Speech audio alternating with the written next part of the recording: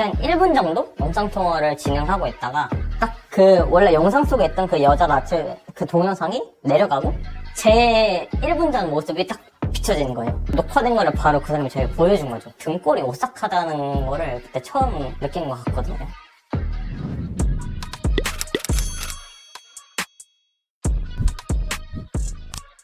어느 외국인한테 DM이 왔더라고요. 진짜 뜬금없이 그냥 헬로 하면서 연락이 왔어요. 한 하루 이틀 정도 DM을 하다가 흥미로운 놀이를 하지 않을래? 라고 제안을 하더라고요. 그게 뭐냐 물어봤더니 부끄럽다고 뜸을 들이더니 자기의 성기를 보여주겠다. 그거에 혹해가지고 경각심을 잃었어요. 그 순간. 재밌겠는데? 이 생각을 갖고 있다가 저녁에 약속이 있었어요. 친구들이랑 같이 소주 한잔 하러 갔는데 술자리에 집중도 못하고 이야기를 풀고 싶은데 애들한테 막상 말하기 너무 부끄럽고 또 친구가 게임을 하자는 거예요. 빨리 이 사람을 연락해야 되는데 게임이 또 집중도 안 되고 한 새벽 3, 4시쯤에 지금 집에 들어왔다고 연락을 보냈죠. 뭐 준비가 됐냐 그러면서 이제 라인 어플을 깔라고 하는 거예요. 제가 그때 방 불도 끄고 있었는데 불 켜라 그러고 다 그냥 저도 모르게 순순히 했던 것 같아요. 그러다가 이제 침대에서 핸드폰을 켜고 우리 영상통화를 시작했는데 인스타로 연락했던 그 프로필과 영상 속 사진이 다른 거예요. 다른 걸 알지만 저도 그냥 그거에 꽂혀가지고 실시간으로 모르는 사람과 소통을 한다는 거, 그게 엄청난 쾌락으로 다가왔던 것 같아요. 한 1분 정도 영상통화를 진행하고 있다가 갑자기 영상 속 그 영상이 내려가고 그 화면에 제 모습이 비치는 거예요. 녹화된 거를 바로 그 사람이 저에게 보여준 거죠. 등골이 오싹하다는 거를 그때 처음 느낀 것 같거든요.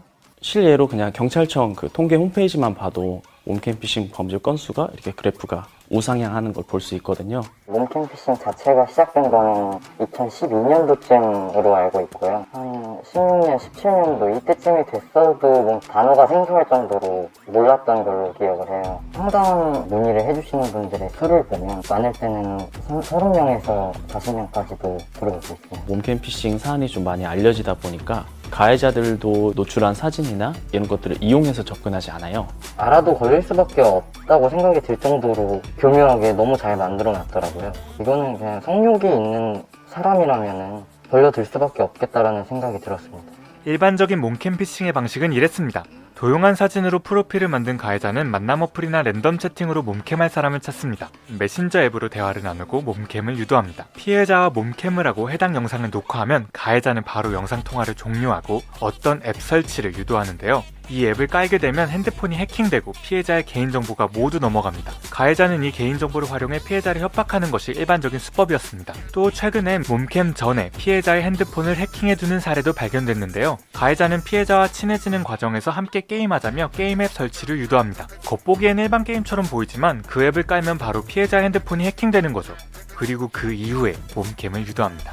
최근 가장 많이 볼 수 있는 피싱 사례는 SNS를 활용한 몸캠 피싱입니다. 가해자들은 도용한 사진으로 정성스럽게 게시글도 만들고 그 게시물에 댓글도 달아도 일반인처럼 보이는 가짜 프로필을 만듭니다. 그리고 이 프로필로 피해자와는 길게는 3개월까지 연인처럼 일상 대화를 이어나가기도 하는데요. 그렇게 가해자는 몸캠을 유도하고 피해자의 몸을 녹화한 가해자는 피해자의 인스타그램 팔로워 목록을 보여주며 이들에게 유포하겠다 협박합니다. 번거롭게 피해자 핸드폰을 해킹하지 않고 협박이 가능하게 된 거죠. 제 인스타 팔로잉도 다 볼 수 있으니까 그렇게 다 싹 다 캡처를 해놓은 거예요. 제 인스타 팔로워들한테 보내겠다. 100만 원을 당장 보내라 그러는데 제가 잔고가 5만 원도 없었어요. 지금 못 준다. 그러니까 걔가 본보기로 보내더라고요. 2명은 여자인 친구, 1명은 친구 어머니, 2명은 제가 모르는 사람. 초등학교 때부터 친구인 애한테 보낸 거를 전 보여주더라고요. 걔는 자꾸 돈 보내라는 말만 하고 몸 말만 하면 닥치라 그러고 그냥 계속 몰아붙여요. 되게 빨랐어요. 그 속도가. 라인이랑 DM으로 동시에 그러니까 계속 협박을 메시지를 보내면서 지가 전화하고 다시 끊고 전화하고 끊고 지가. 그러니까 경찰은 전화도 못하고 저는 뭘 그냥 아무것도 할 수 없는 상황인 거예요. 제 잔고도 보여줬어요. 캡처해서. 그렇게 쉴 새 없이 몰아붙이다가 약간 다른 먹잇감을 찾으러 그냥 가더라고요. 그때 100만 원 있었으면 보냈을 것 같아요? 보낼 수밖에 없을 거예요. 누구든가 그런 상황에 처해진다면.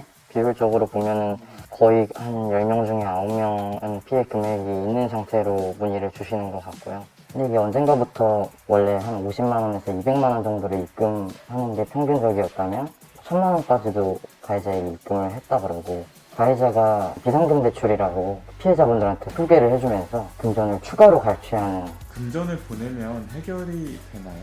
그래도 금전을 더 주는 피해자들을 협박하기 수월하기 때문에 한번 이제 금전을 보내게 되면은 갖가지 이유를 대면서 더 많은 금전을 요구하기 때문에 사실상 영상 삭제는 해주지 않는다고 보시면 됩니다. 저희 몸캠 피싱 피해자 대부분들이 남자분들이기 때문에 가해자들이 이렇게 인터넷에 많이 유포하는 경우는 사실상 많이 없거든요. 그 영상을 가지고 그런 성소수자들이 운용하는 포르노 사이트 등에 팔거나 한다고 얘기를 들었었어요.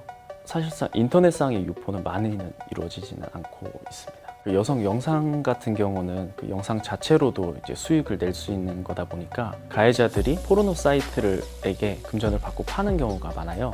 사실상 한번 퍼지면은 회수하거나 전체적으로 삭제 조치하는 데는 굉장히 많은 노력이 필요한 걸로.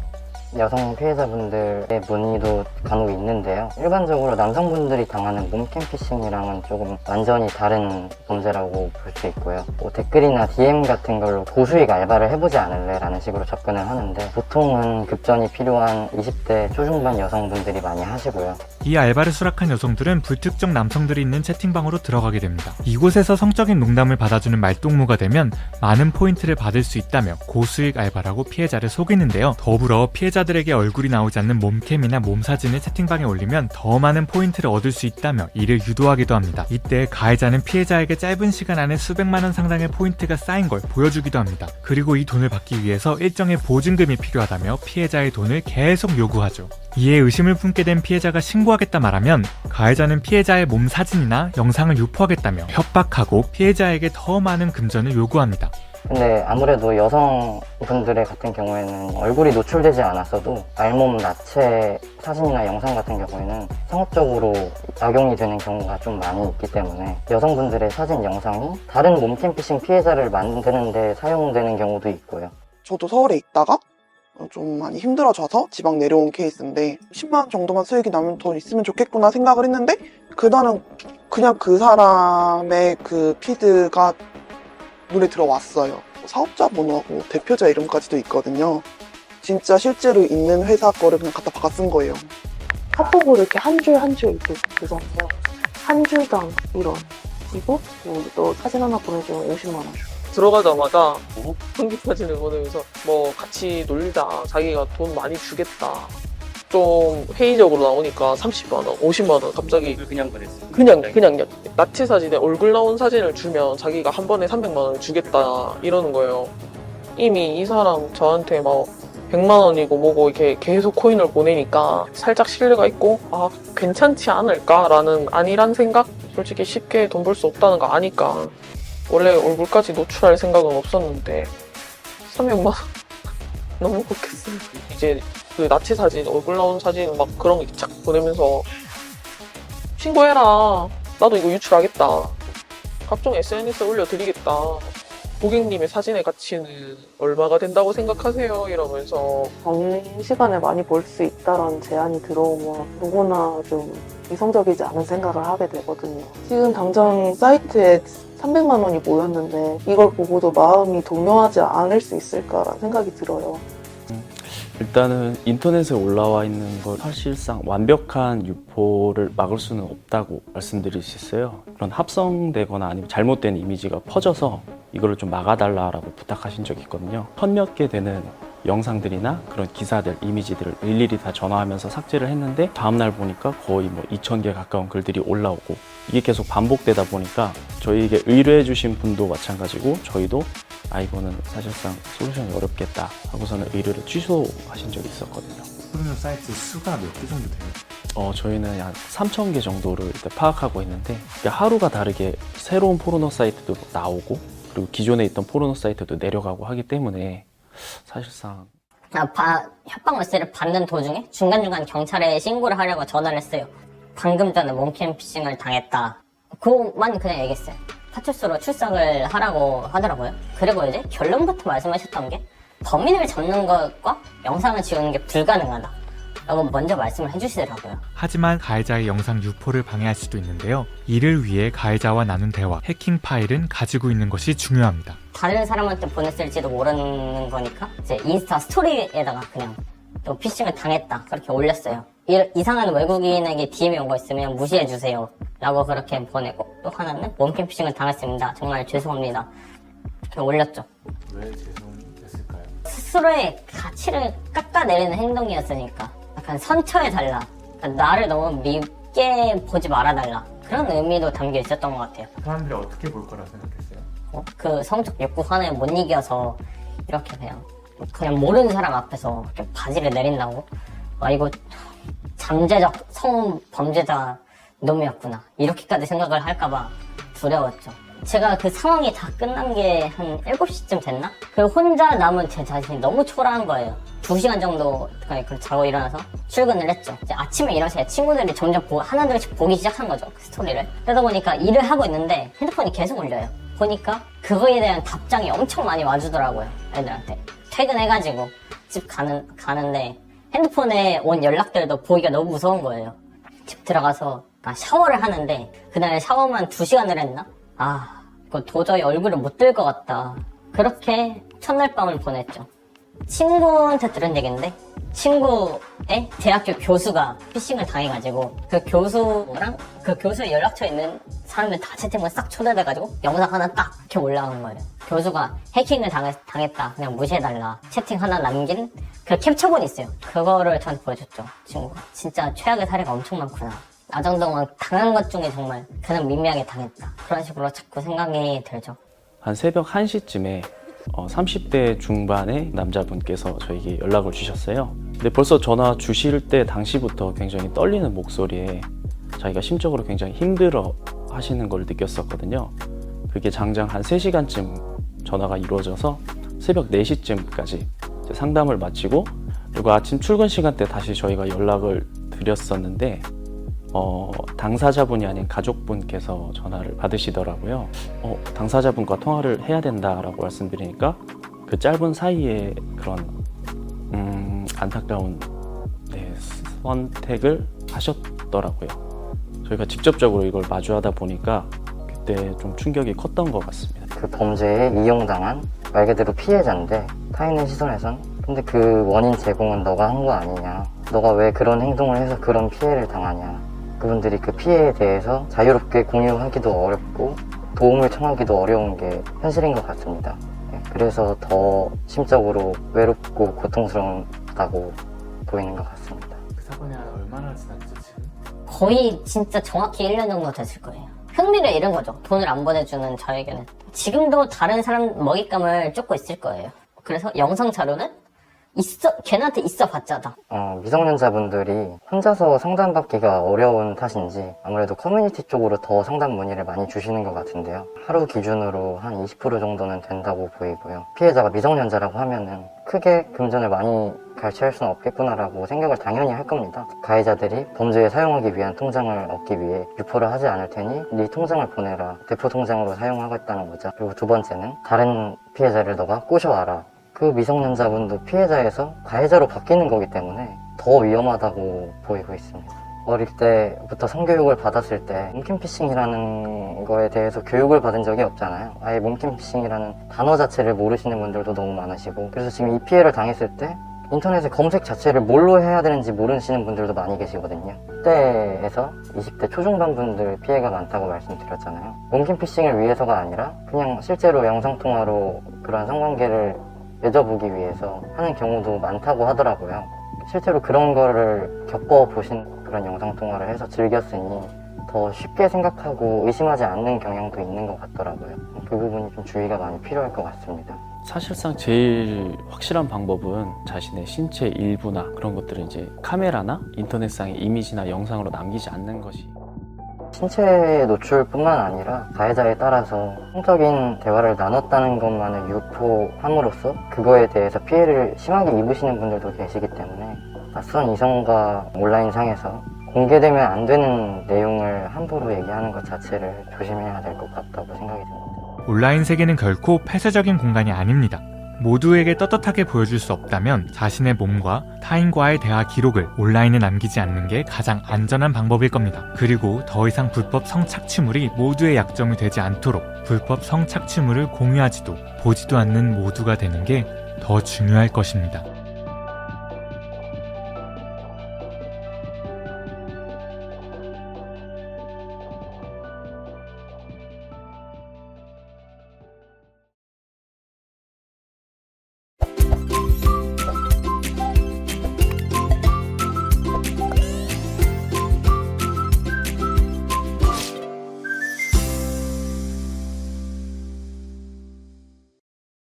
디지털 성범죄와 관련해 궁금한 것이 있다면 무엇이든 알려준다. 안녕하세요. 무엇이든 물어박스의 진행을 맡은 아나운서 김세연입니다. 반갑습니다. 네, 우리 사회에서는 정말 다양한 성범죄가 일어나고 있는데요.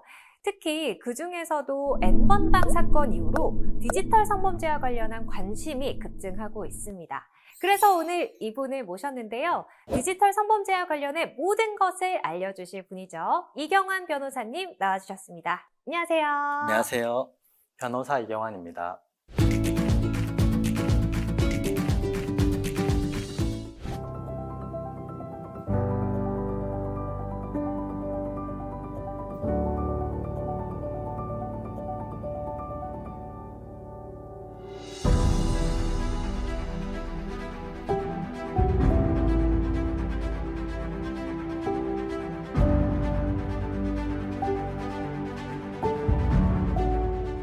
네, 우리 대학생분들이 디지털 성범죄와 관련해서 많은 사연도 보내주시고 궁금증도 보내주셨는데요. 그중에 몇 가지 질문을 추려서 이야기를 나눠보도록 하겠습니다.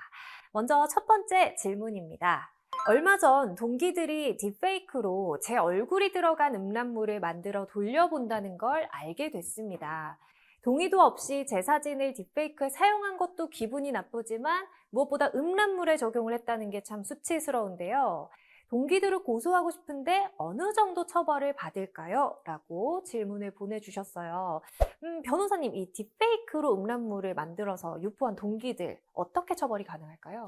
딥페이크 음란물 범죄는 예전에는 주로 연예인들의 얼굴 사진을 합성해서 만들었다면 이제는 일반인들 사이에서도 공공연하게 일어나고 있는 게 현실인데요. 우리나라에서는 타인의 사진을 이용해서 허위의 음란물을 만드는 경우 성폭력 범죄 처벌 등에 관한 특례법에 따라 5년 이하의 징역 또는 5천만 원 이하의 벌금으로 처벌할 수 있습니다.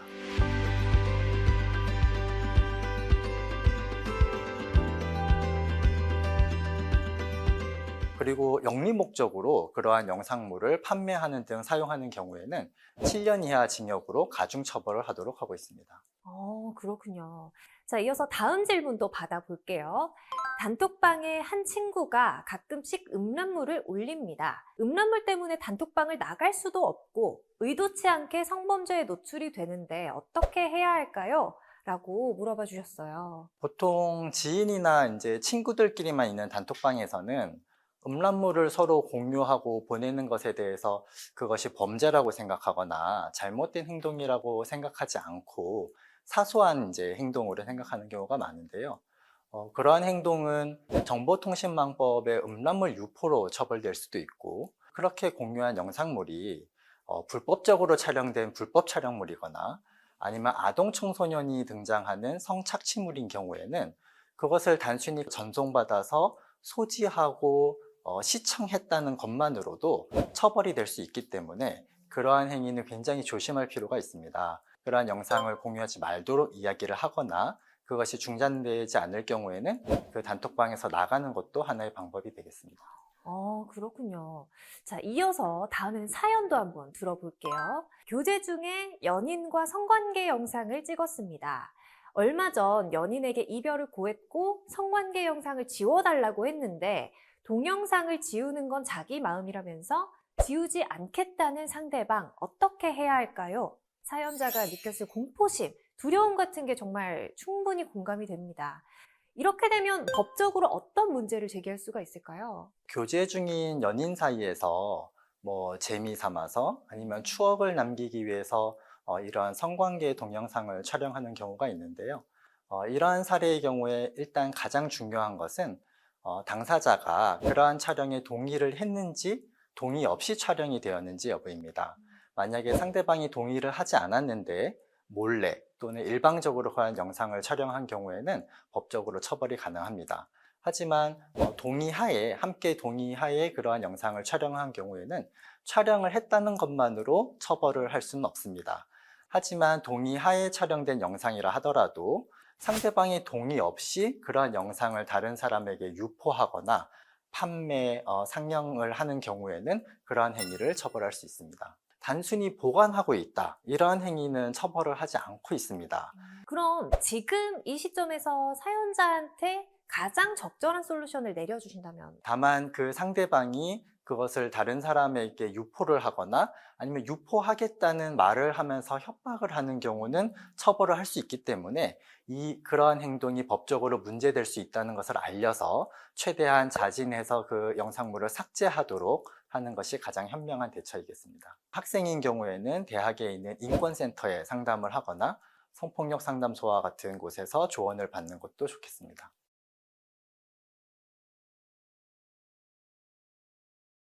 네, 이렇게 사연들을 읽어보니까 디지털 성범죄란 정확하게 어떤 의미인지 좀 궁금해지는데요. 디지털 성범죄란 어떤 정의를 갖고 있나요? 디지털 성범죄라는 것은 사이버 공간이나 미디어, SNS와 같은 온라인 공간에서 일어나거나 아니면 디지털 기술을 매개로 해서 발생하는 성폭력 범죄를 의미합니다. 거기에는 디지털 그루밍도 포함된다고 할 수 있습니다.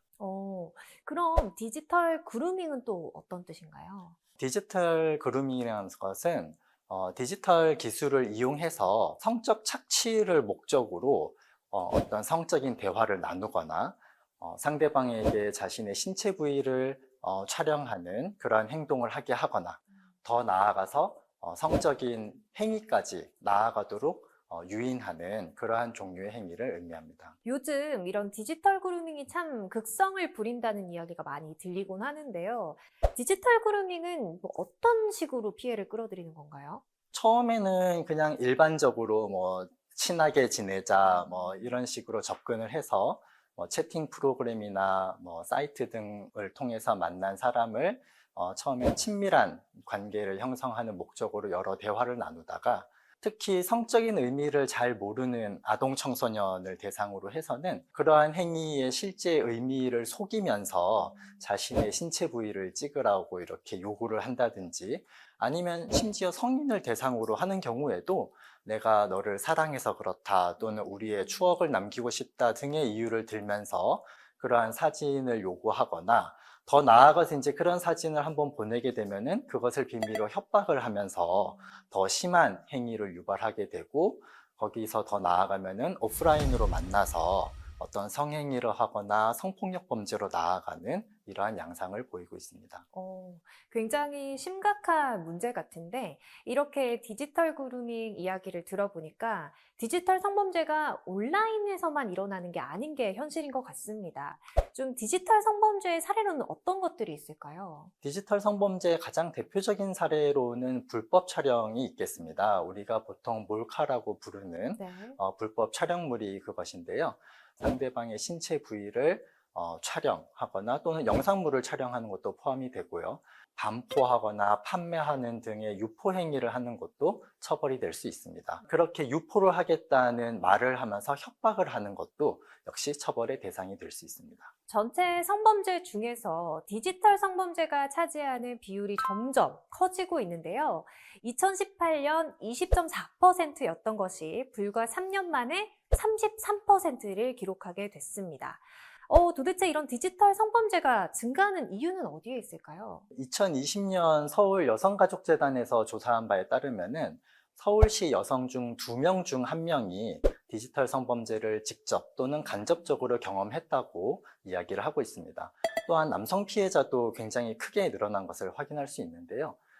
특히 코로나 이후에 대면 사회에서 비대면 사회로 전환이 되면서 이러한 디지털 성범죄가 더욱 많이 증가하고 있는 것으로 생각이 됩니다. 자, 그리고 디지털 성범죄자 피해 통계를 보면 20대의 비율이 33.6%로 가장 높거든요. 이렇게 높은 이유는 뭘까요? 아무래도 20대 또는 더 어린 10대 청소년들이 디지털 문화에 더 익숙하고 기기나 SNS 등을 사용하기 때문에 그만큼 노출이 되는 빈도가 많아서 이러한 성범죄에 노출되는 통계 역시 높은 것으로 생각이 됩니다. 특히 요즘 10대, 20대 청소년, 청년들은 본인의 개인정보, 사진이나 어떤 본인과 관련된 이야기를 소셜미디어를 통해서 공유하는 것을 굉장히 자연스럽게 여기고 또 많이 공유를 하고 있는데요. 이러한 개인정보를 범죄자들이 악용을 해서 그것을 빌미로 협박을 한다든지 아니면은 딥페이크 범죄처럼 합성을 해서 허위의 영상물을 만들어낸다든지 디지털 성폭력으로 활용하는 그러한 경향을 보이고 있습니다. 네, 디지털 성범죄로 인해서 처벌을 받은 판례들이 궁금해지는데요. 어떤 사례들이 있는지 알려드리겠습니다. 2017년 10월 피고인 A씨는 옆 테이블에 반바지를 입고 앉아있던 여성의 측면 전신 사진을 자신의 휴대폰으로 몰카 촬영 후 이를 130명이 가입되어 있는 어플 대화방에 내 옆에 상큼이들 어떻게 쳐다본다 라는 내용과 함께 게시했다가 카메라 등 이용 촬영죄로 기소되었습니다. 이에 피고인은 1심 판결에서 유죄가 선고되자 특정 신체 부위가 아닌 전신을 촬영했고 비록 허벅지가 노출된 상태이긴 하나 이는 다들 입는 정도의 짧은 바지로 그 외에 다른 부분에 대한 노출은 없었다. 당시 식당의 전체적인 모습과 분위기 등을 담기 위한 과정에서 피해자가 함께 촬영된 것일 뿐 신체를 부각시켜 찍은 것은 아니므로 문제의 사진은 성적 욕망이나 수치심을 유발할 수 있는 사진이라 볼 수 없다. 이렇게 항변했습니다. 그러나 2심 재판부는 피고인의 주장을 받아들이지 않고 기각, 벌금 300만 원과 성폭력 치료 프로그램 이수를 판결했는데요. 이 판례에서 신체의 특정 부위를 찍지 않았는데도 처벌을 받은 이유가 뭔가요? 현행법에 따르면은 성적 욕망을 유발할 수 있는 신체 부위를 촬영한 것을 처벌하고 있기 때문에 이 사안에서는 이제 휴대폰의 줌 기능을 이용해서 피해자의 이 다리 부분을 중앙에 오게 초점을 맞춰서 이제 찍은 점, 대화방에 이것을 이제 유포한 점 등을 고려해서 전신을 찍은 사진이더라도 이것은 성적 욕망을 유발할 수 있는 신체를 촬영한 것이다. 이렇게 봐서 처벌을 한 것입니다. 자, 다음 판례입니다. 2009년 12월경 피고인은 집에서 컴퓨터를 이용하여 예전에 사귀었던 피해자의 허락 없이 인터넷 포털 사이트에 총 38회에 걸쳐 피해자의 아이디와 비밀번호를 입력하여 무단으로 로그인하였다. 그 후 피고인은 예전에 사귀었던 피해자가 현재는 류 씨와 사귀고 있다는 것을 알게 되자 이전에 길에서 준 조 씨의 주민등록증에서 본 개인정보를 이용하여 이메일 계정을 만들었고 조 씨의 계정으로 류 씨가 근무하는 회사의 공용 메일에 마치 피해자가 20만 원을 받고 성을 파는 녀석인 것처럼 허위 내용의 글을 작성 후 전송. 이후 피해자의 얼굴이 나오는 사진을 첨부하여 류 씨가 근무하는 회사의 공용 메일로 재차 전송했다. 헤어진 여자친구가 괘씸해서 현 남자친구에게 성관계 영상을 유포한 피고인. 어떤 처벌을 받았나요? 네, 이 사건은 굉장히 여러 가지 행위가 문제된 그런 사건인데요. 정보통신망 이용 촉진 및 정보보호에 관한 법률상 명예훼손죄와 음란물 유포죄, 그리고 개인정보보호법 위반죄 등으로 처벌이 되었습니다. 이 피고인은 다른 전과가 없는 초범이었음에도 불구하고 사안의 내용이 굉장히 중하다고 보아서 징역 8월에 실형이 선고되었습니다. 2010년 이전에 발생한 사건이어서 정보통신망법에 의해서만 처벌을 받았지만 지금 이와 유사한 행위가 일어나게 된다면 성폭력처벌법상 불법 촬영물 유포죄가 적용이 되어서 더 무거운 형으로 처벌될 수 있습니다.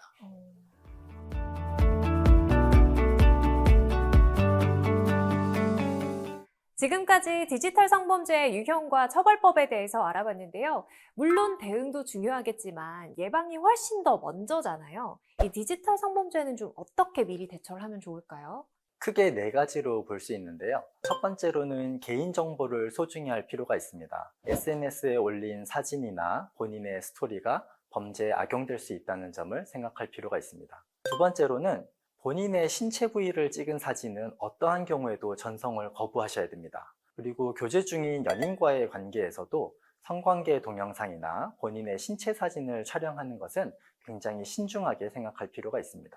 세 번째로는 온라인상으로 만난 사람과 사적으로 만나자는 요구는 거절할 필요가 있습니다. 충분한 안전장치를 마련하고 만나시는 게 좋겠습니다. 마지막으로 4번째로는 성범죄 피해를 받거나 의심이 갈 경우에 즉시 화면을 저장하고 증거를 확보한 다음 사이버 경찰청에 신고를 하는 게 좋습니다.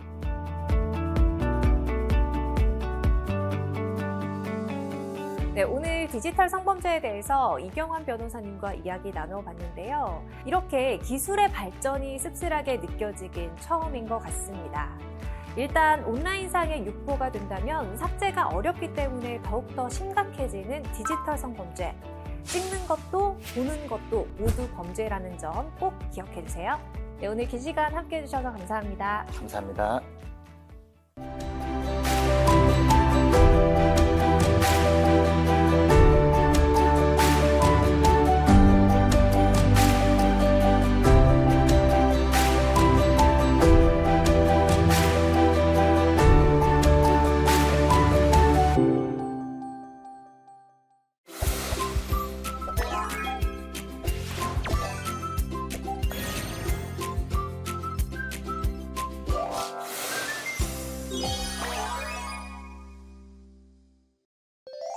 리드를 했다가 리드를 당했다가 이런 편인 것 같습니다. 전 연애할 때 약간 사랑하는 사람이 더 져준다고 생각을 해서 제가 늘 을이 되는 입장이었던 것 같습니다. 저도 약간 좀 눈치 많이 보고 약간 좀 표현 잘 못하고 무뚝뚝한 그런 편인 것 같아요. 내가 맞출 게 있으면 맞추고 그 사람이 나한테 맞출 게 있다면 맞추는 스타일, 그리고 내가 확실히 아닌 거라고 생각이 들 때는 확실하게 거절하는 편입니다. 연애 스타일이라는 게 이제 상대방을 좀 맞춰주는 편인 것 같습니다. 그 갑을 이렇게 나눌 수 있는 게 아니라 좀 서로가 이제 맞춰줘야 된다고 생각을 해서 저는 좀 잘 맞춰주려고 하고 상대방도 저에 대한 배려와 이해심이 필요하다고 생각해서 그런 연애 스타일 가지고 있는 것 같습니다.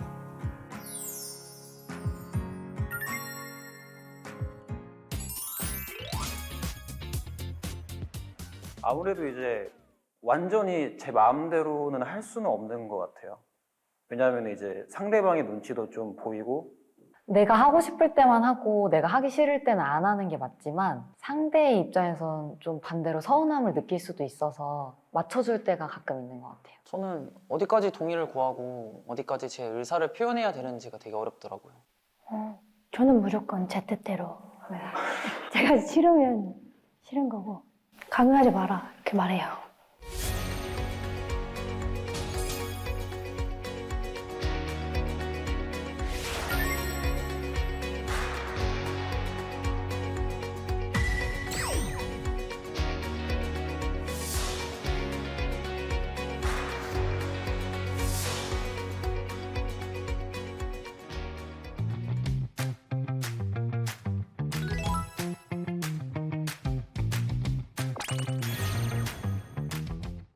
저는 90점 나왔어요. 95점이요. 저는 90점입니다. 저는 75점입니다.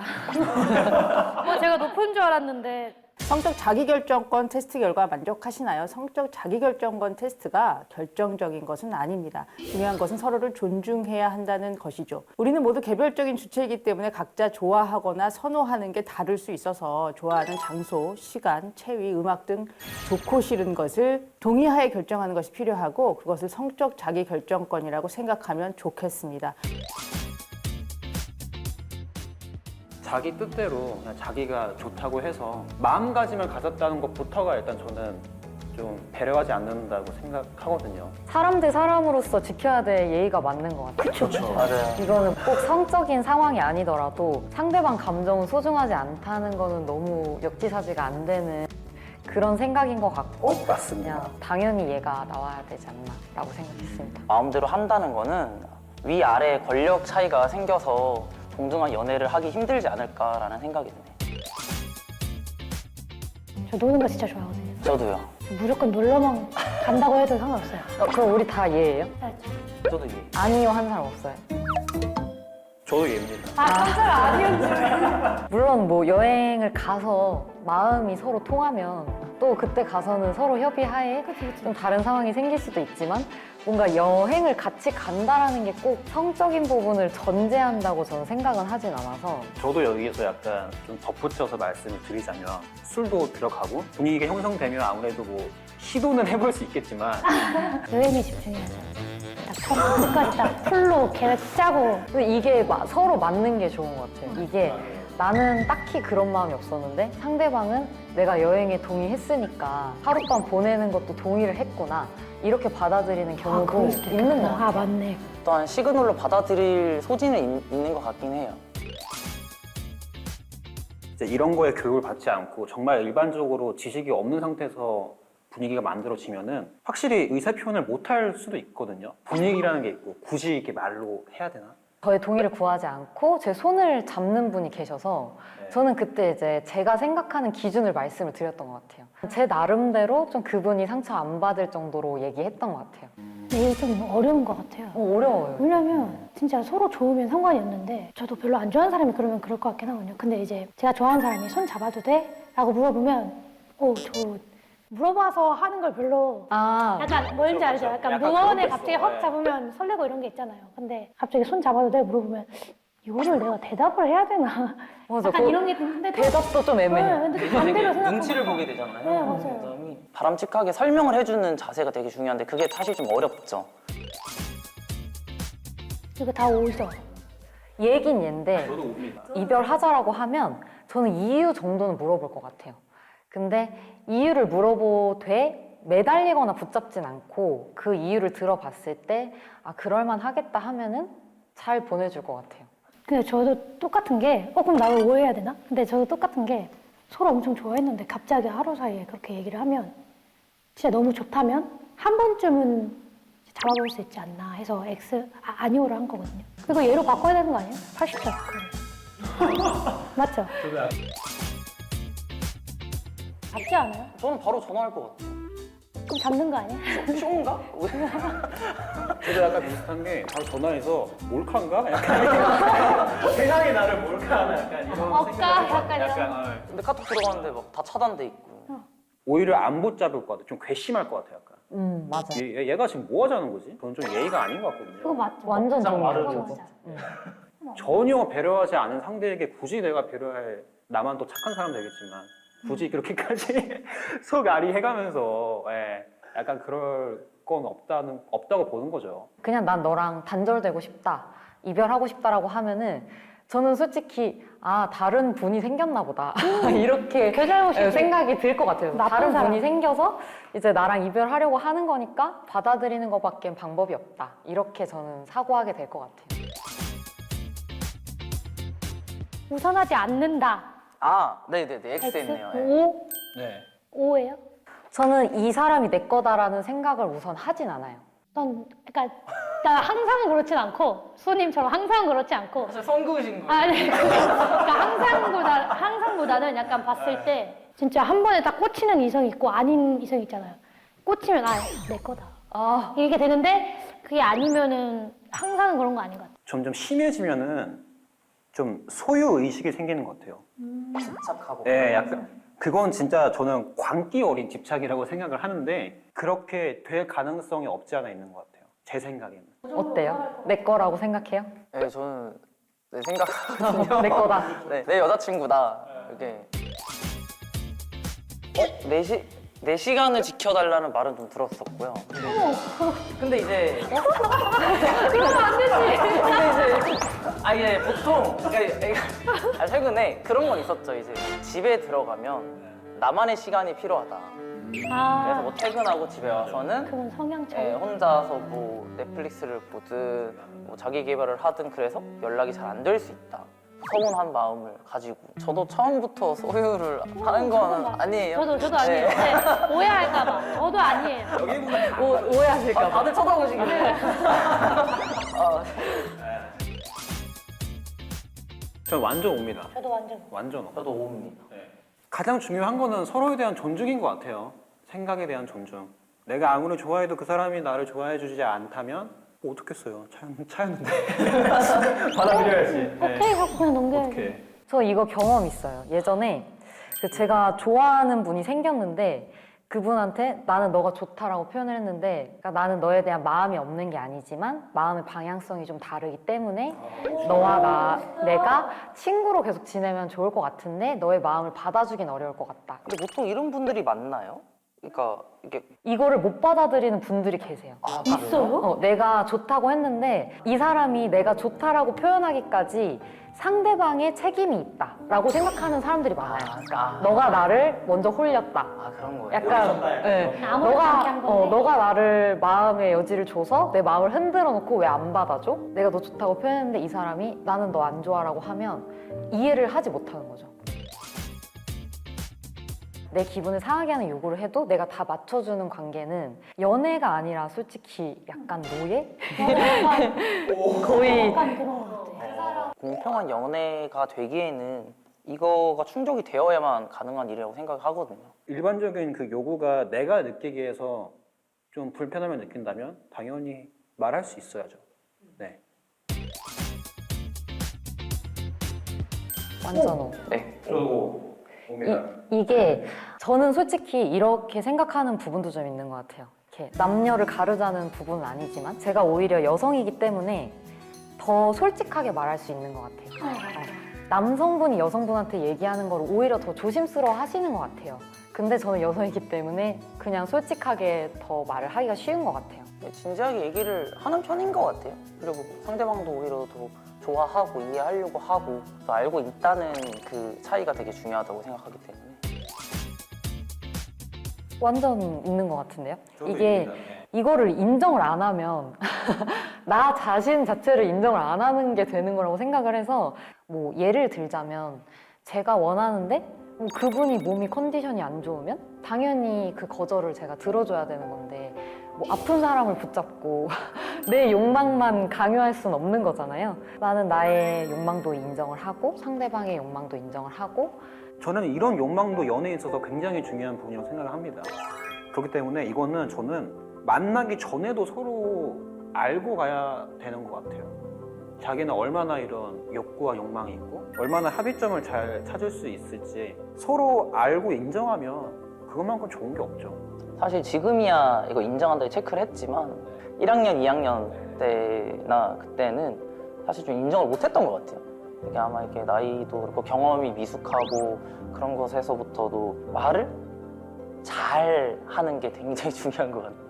내 선택과 결정이 중요한 만큼 상대의 선택과 결정도 중요하기 때문에 우리는 동의에 대해서 잘 알고 있어야 되겠죠. 그런데 학생들이 가장 어려워하는 것 중 하나가 동의의 범주입니다. 여러분들은 어느 정도로 동의를 구해야 한다고 생각하시나요? 전부 다 구해야 한다고 봐요. 손잡기나 포옹하는 거는 약간 좀 그래도 그냥 애교 있는 그냥 볼뽀뽀까지는 그냥 그 분위기에 맞게 할 수 있다고 생각하는데 그 이상으로는 저는 무조건 동의가 있어야 된다고 보는 게 사실 요즘에 이런 문제도 굉장히 많잖아요. 자칫 잘못하다가 분위기 봐서 하다가 이게 또 범죄가 될 수도 있거든요. 오늘 받은 질문 중에 가장 어려운 질문이라고 생각을 하는데 일단은 동의를 구하는 거는 당연히 필요하다고 생각을 하는데 제가 동의를 구하는 방식이 그동안 정말 적절했던 걸까? 아니었을까?를 되게 고민을 많이 하게 됐어요. 약간 비언어적인 소통으로 동의를 하는지 안 하는지에 대해서 좀 체크를 그동안 많이 했었던 것 같고 언어적으로도 동의를 받아 놓으면 조금 오해의 소지를 완전히 줄일 수 있지 않을까라는 생각이 오늘 들었습니다. 다 물어봐야 되는 게 맞지 않나? 라는 생각을 갖게 됐어요. 원래는 이제 제가 막 말해서 이거 해도 돼 저거 해도 돼 이렇게 하는 게 별로 안 좋다고 전에 말씀드렸었는데 지금 생각해 보니까 진짜 이렇게 생각할 수 있더라고요. 동의를 안 구하게 되면 뭐 진짜 범죄로 또 될 수 있는 거고 하다 보니까 만약 물어봤는데 나는 원래 손 잡는 거 좋아한다. 나는 포옹하는 거 좋아하니까 이렇게 안 물어봐도 돼. 그냥 손 잡았으면 좋겠어. 라는 분들도 충분히 많거든요. 이제 일반적으로 아는 지금까지 봤던 좀 대중 매체들이나 주변 경험담이나 아니면 본인 경험으로 봤을 때 제가 남자라서 그런 게 아니라 남자가 좀 먼저 리드를 하는 경우가 더 많았던 것 같아요. 제 생각에는 아닐 수도 있겠죠. 중요하면서 어려운 질문이라고 보는 게 동의를 구하는 게 맞지만은 요 근래 들어서 좀 많이 야기되고 있잖아요. 이게 좀 범죄로 확산되는 경우도 많고. 근데 그 전까지는 저도 좀 내가 알아서 이렇게 하는 경우가 많았던 것 같아요. 눈치가 없네 이런 게 맞아요. 남자면 알아서 잘 해야지 약간 이런 것들이 있었는데 결론을 먼저 말씀드리면 동의는 언제 어디서나 받아야 합니다. 어제 괜찮았으니까 오늘도 괜찮다. 이렇게 생각하지 말고 확실하지 않은 예스는 전부 노라고 생각해야 합니다. 만약 솔직한 마음을 표현할 수 없는 상대라면, 솔직한 마음을 표현하는 것에 대해서 화를 내는 상대라면 관계를 중단하는 것을 추천합니다. 자, 좋은 연애를 하기 위한 전제 조건은 첫째, 자기 자신의 마음을 잘 이해하는 것입니다. 언제 어디서나 내가 지금 어떤 감정인지 어떤 생각인지 자신에게 솔직해지는 것, 그것이 굉장히 중요하고요. 두 번째로는 그것을 표현할 수 있어야 됩니다. 나는 나의 감정을 잘 알고 있지만 상대방에게 잘 표현하지 못하는 상황이라면 건강한 관계에 놓여 있다라고 생각하기 어려워요. 또 중요한 것은 뭐냐면 상대방의 마음과 감정과 욕구를 잘 이해하려는 태도를 갖추는 것입니다. 건강하고 안전한 연애, 그리고 지속적이고 따뜻한 연애를 하기 위해서는 내 자신을 이해하고 상대방을 존중하면서, 그리고 우리의 삶이 우리가 연애하기 이전보다 더 행복하고 평온해졌는가, 그리고 번영하고 있는가를 점검하는 것, 이건 역시 중요하겠죠. 티적인 생각을 가지신 분들이랑 연애를 정말 많이 했거든요. 그래서 그런 트러블들이 굉장히 많았는데 또 이렇게 들어보니까 아, 실제로 이런 생각을 가지고 계셨구나라는 걸 좀 알 수 있었고, 좀 더 진지하게 다가가야겠다라고 생각하는 시간이 되었어요. 평상시에 이런 부분들에 대해서 내가 깊게 고민을 해보진 않았던 것 같다. 누군가를 만나고 뭐 데이트를 하거나 연애를 하는 상황에서 이런 부분들을 좀 고민하는 시간을 좀 많은 분들이 가져보시는 것도 굉장히 좋을 거라고 생각이 들어서 오늘 좀 많은 걸 깨닫는 그런 시간이었던 것 같아요. 내가 잘하고 있구나라는 것도 분명히 있었지만 내가 이런 부분을 놓치고 있었구나라는 부분들도 분명히 있었거든요. 사람들도 생각이 다 다르고 이런 것을 겸허히 받아들이고 앞으로는 이제 동의를 확실히 구하면서 건강한 생활 건강한 생활 하도록 하겠습니다. 제가 이거 75점이었거든요. 근데 이제 얘기를 들어보니 지금 85점까지 왔는데 제가 생각했던 거랑 이제 다른 생각을 듣게 되면서 좀 더 배울 수 있는 계기가 된 것 같아서 네, 기분 좋았습니다.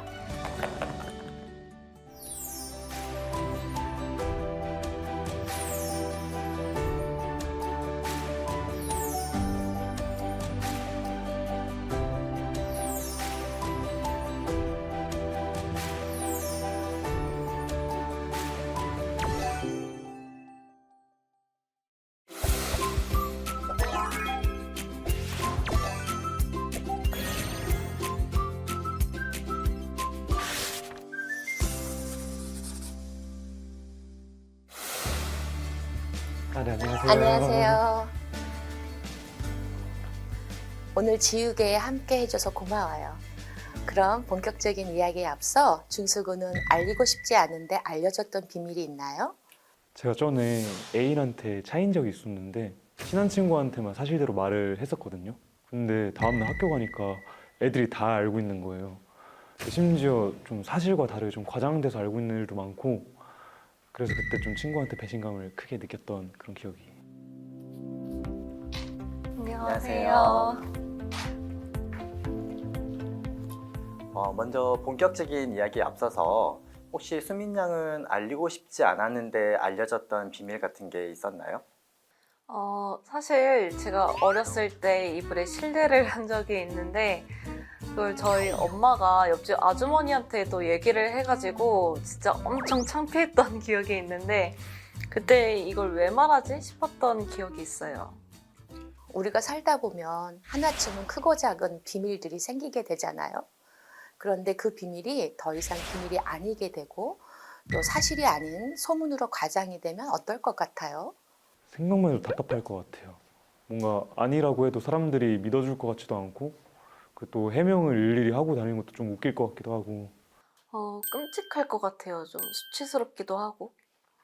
바로 오늘의 이야기, 알리고 싶지 않은 비밀입니다. 오늘의 주인공 21살 미영이는 봄을 좋아했어요.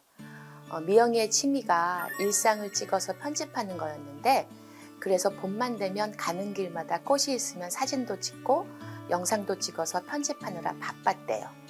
그해 봄은 유난히 더 바빴죠. 혹시 봄하면 뭐가 떠올라요? 벚꽃이나 뭐 입학이나 개강 같은 게 떠오르는 것 같아요. 네, 혹시 신입생 환영회에 대한 추억도 있나요? 신입생 환영회 그냥 추억이라기보다 술을 엄청 많이 마셨었던 그런 기억이. 그렇죠. 신입생 환영회 하면 주로 누가 떠올라요? 아무래도 신입생 환영이다 보니까 신입생이나 아니면 학생의 사람들 막 이렇게 있지 않을까. 맞아요. 당시 2학년 미영이는 학생회 중에 한 명이었어요. 그래서 신입생 환영회 준비 때문에 바쁜 하루하루를 보내고 있었어요. 자기소개를 좀 재밌게 할 방법 없나? 미영이를 비롯한 학생회 임원들은 자주 모여서 신입생들을 어떻게 맞이하면 좋을까 회의를 했겠죠. 근데 사실 봄하면 사랑이 떠오르잖아요. 사랑을 해본 경험이 있으세요? 네, 미영이에 보면은 사랑이 피우고 있었어요. 설마 느낌이 오나요? 혹시 좋아하는 사람이 있는 거 아닌가요? 정답. 학생회에 들어간 것도 사실은 좋아하는 사람이 있기 때문에 들어간 거였어요. 근데 나만 아는 짝사랑이 아니라 누구나 다 눈치챌 정도였죠. 야, 황미영, 뭐 너 회장 좋아하는 거 다 티나? 뭐 아니라니까? 뭐 이런 식으로 얘기하고 있으면 회장이 또 나타나서 야, 우리 아무 사이도 아니야. 뭐 이런 식으로 얘기를 했다고 합니다. 회장은 미영이를 좋아하진 않았나 보네요. 이미 이제 둘이 너무 친했기 때문에 미영이는 고민을 했죠. 그거를 고백을 해도 되나, 내가 고백을 해서 친한 친구를 잃어버리게 되는 게 아닌가, 이런 고민을 하면서 신입생 환영회를 일주일 앞둔 날이었어요. 그날도 어김없이 회의를 했는데 약속이 있다면서 다른 친구들은 다 먼저 가게 된 것이죠. 미영이가 남아 있었어요. 네. 설마 고백하려고 남아 있었던 건가요? 단둘이 있을 타이밍을 노렸던 거죠. 그래서 미영이와 회장만 학교에 남아서 회의를 하게 되었는데, 미영이가 언제 고백하지? 이런 고민을 하고 있을 때 회장은 일을 하느라 바빴거든요. 타이밍을 계속 놓치게 된 거예요. 그래서 시간이 계속 지나가고 11시가 넘어가는데 정신없이 일만 한 나머지 저녁을 못 먹은 거예요. 11시가 넘었기 때문에 회장이 우리 집에 라면 먹으러 갈래? 네, 그 말에 미영이는 심쿵 심장이 뛰었어요. 아직 일도 다 끝내지 못했고 평소 친구들하고 회장의 자취방에 가서 놀고, 그래서 미영이도 별 고민 안 하고 갔어요. 아지트 같은 자취방이 있죠. 봄바람이 살랑이고 미영이의 마음도 살랑이었죠. 좋아하는 남자랑 있으니까 엄청 설렜을 것 같아요. 회장의 집에 가는 길에 편의점에 들렀고 과자와 컵라면을 계산대에 올렸는데 회장이 술도 올려놓는 거예요. 그래서 술 먹게? 이랬더니 우리 둘이 고생했는데 한잔 해야지, 내가 살게. 몸도 고되고 또 뭐 술 한잔 하면은 기분도 좋지 않을까 해서 미영이도 동의했어요. 그래 좋아, 뭐 이렇게. 그래서 회장의 집에 가서 술을 마시면서 남은 업무를 논의했어요. 술 마시면서 논의하면 뭐 얘기도 잘 풀리고 하니까. 그런데 너무 무리를 해서 그런지 평소보다 술이 더 빨리 취한 거예요. 야, 너 괜찮아? 취한 것 같은데? 오늘 너무 무리했나? 얼마 안 마셨는데 왜 이렇게 취하냐? 이러면서 미영이는 잠이 들었어요. 다음날 미영이가 눈을 떴는데 회장이 옷을 벗고 미영이 옆에서 자고 있는 거예요. 놀란 미영이가 일어나 보니 바닥에 미영이의 속옷이 떨어져 있었어요. 근데 멀쩡한 속옷이 그냥 벗겨졌을 리가 없잖아요. 거울에 비춰보니 목에 키스마크가 남아있고, 깜짝 놀란 미영이는 자고 있는 회장을 두고 가방을 챙겨서 급히 집 밖으로 나왔어요. 안 따지고 그냥 바로 나오기만 한 거예요. 그냥 너무 놀라서 따질 생각조차 안 한 거죠. 귀가 후 미영이는 목에 상처를 사진 찍어서 친한 친구한테 메시지로 전송을 해요. 그 친구가 누구냐면 학생회의 임원 중에 한 명이었어요. 사실 미영이가 회장에게 고백을 하려고 이 친구한테 부탁을 해서 다른 부원들도 빨리 집에 가게 도와준 친구거든요. 나 회장 집에 가서 술을 조금 했는데 일어나니까 옷이 벗겨져 있었어. 나 어떡해? 그랬더니 이 친구가 잘 된 거 아니야? 너 걔 좋아하잖아. 내 기억이 없다니까. 내가 좋아서 한 게 아니야. 너 술 마셨다면서 너가 기억 못하는 거 아니고? 뭔가 미영이가 기억을 못하는 쪽으로 가는 것 같네요. 그래서 미영이가 이렇게 말했어요. 아니야, 그 정도로 마시진 않았어. 친구랑 전화를 끊고 어떻게 할지 고민을 했는데 처음 겪는 일이고 친구의 말처럼 술을 먹었기 때문에 혹시 내가 기억을 못하나 혼란스러웠기 때문이죠. 그쵸, 충분히 그럴 수 있죠. 뭐 괜히 엄한 사람을 잡을 수도 있는 거니까. 그렇게 누구한테 말도 못하고 학교도 안 가고 고민만 했대요. 그리고 신입생 환영의 날 학교에 갔는데 야, 너 회장이랑 사귄다며? 축하해! 갑자기요? 미영이는 황당했겠죠. 아직 그날 있었던 일도 정리가 안 돼서 혼란스러운데 갑자기 사귄다고 소문이 났으니까 미영이는 마음이 어땠을 거예요? 찾아가야죠. 회장한테 가서 따져야 되는 거 아닌가요? 맞아요. 회장한테 가서 따졌어요. 내가 너랑 언제 사귀기로 했어? 그러자 회장이 너 나 좋아했잖아. 이참에 사귀면 좋은 거 아니야?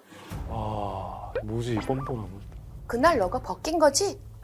회장이 너 기억도 못한다고 나 성범죄자 만들면 안 돼. 누가 기억 못해? 승희가 그러던데? 승희? 사건이 있고 난 후에 미영이가 가장 먼저 전화했던 친구였어요. 그럼 그 친구가 회장한테 말한 거예요? 승희한테 듣고 회장이 먼저 선수를 친 거죠. 사귀는 사이가 되면 자신의 성폭력 행위가 감춰질 거라고 생각을 한 거죠. 미영이가 그걸 그대로 받아들였을까요? 아니요. 저라면 절대로. 미영이도 그랬어요. 회장을 비롯해서 자신의 비밀을 말한 승희한테도 배신감을 느꼈기 때문에 학생 지원팀의 교수님을 찾아가서 그날 있었던 피해 사실을 말했어요. 근데 미영이의 상처는 여기서 끝나지 않아요. 또 뭐가 있었나요? 사건 처리 과정에서 학생 지원팀 선생님이 회장을 불러서 물었던 거예요. 회장이 자기는 억울하다? 사귀는 사이에 동의를 다 했는데 갑자기 부정하니까 당황스럽다? 이렇게 말을 한 거였어요. 주변 친구들을 불러서 둘이 사귀는 사이가 맞냐? 또 선생님이 물었던 거예요. 그러니까 친구들은 당연히 회장의 말을 들은 뒤라 맞다고 대답을 했고요. 이전에 미영이가 회장을 좋아했다는 사실도 알려지게 된 거죠. 그러면서 점점 분위기는 미영이가 가해자로 흘러가게 됐어요. 왜요? 미영이 회장을 가지고 놀았다는 거죠. 이런 소문이 돌았어요. 아, 이거 진짜 억울했겠다. 그날 이후 미영이는 학교를 가지 않았어요. 친구들이 나를 어떻게 볼까 학교에 갈 용기가 나지 않았거든요.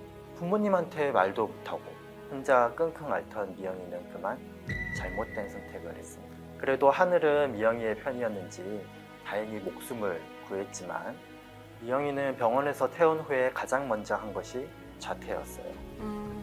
그토록 꿈꿔왔던 학교였는데 한순간에 지옥이 된 학교를 더 이상 다닐 수 없었거든요. 아, 미영이 억울해서 어떡해요? 아까 미영이의 취미가 뭐라고 했는지 기억해요? 영상 찍기? 맞아요. 회장내 가는 길에 찍었던 영상기기가 계속 켜져 있었고 음성이 녹음되어서 미영이의 억울함은 다행히 풀렸대요. 억울함은 풀렸지만 미영이의 마음은 여전히 아프지 않을까요? 뭐가 가장 큰 문제 같아요? 이게 학생 지원팀 선생님도 학생들한테 사실 진위를 확인하는 과정이 살짝 미흡했던 것 같아요. 맞아요. 미영이의 사건 같은 경우에는 성폭력, 가해 행위를 한 행위자나 학생의 임원들에 의한 추가 피해가 미영이를 더 힘들게 만든 사건이 되죠. 우리가 아는 2차 피해에 해당되는 것이죠. 2차 피해가 정확하게 뭐예요?